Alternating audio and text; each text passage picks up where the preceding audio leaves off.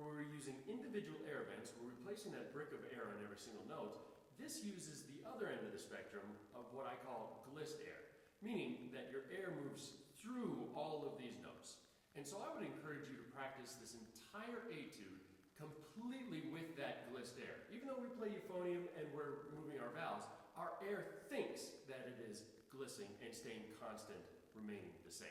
So even in the articulated passages, I practice them completely slurred, focusing on maintaining the consistency of that premium fuel.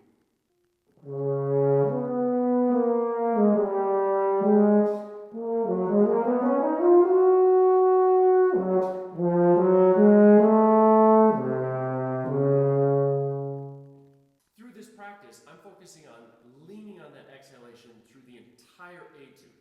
Once I feel comfortable with that, that's when I can start to be a little bit more specific, making sure that I pay attention to the articulation marks that are there, using my glissed air when it's slurred, but then placing those individual air vents when they're marked.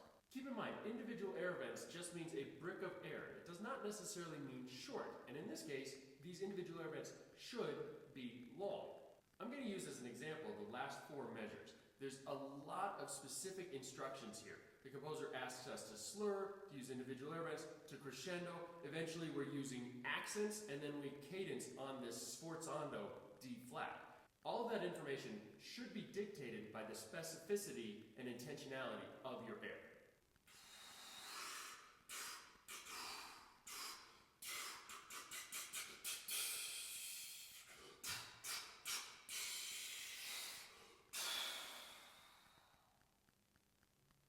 Bringing the horn to that air.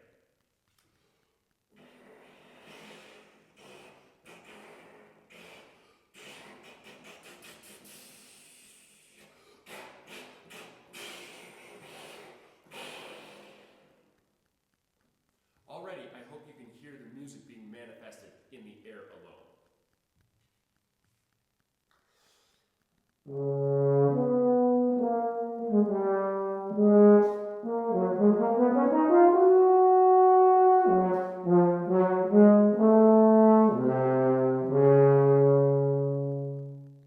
I encourage you to take advantage of this etude to show how beautiful your sound is, how lyrically you can play, and how cantabile or singingly you approach this etude.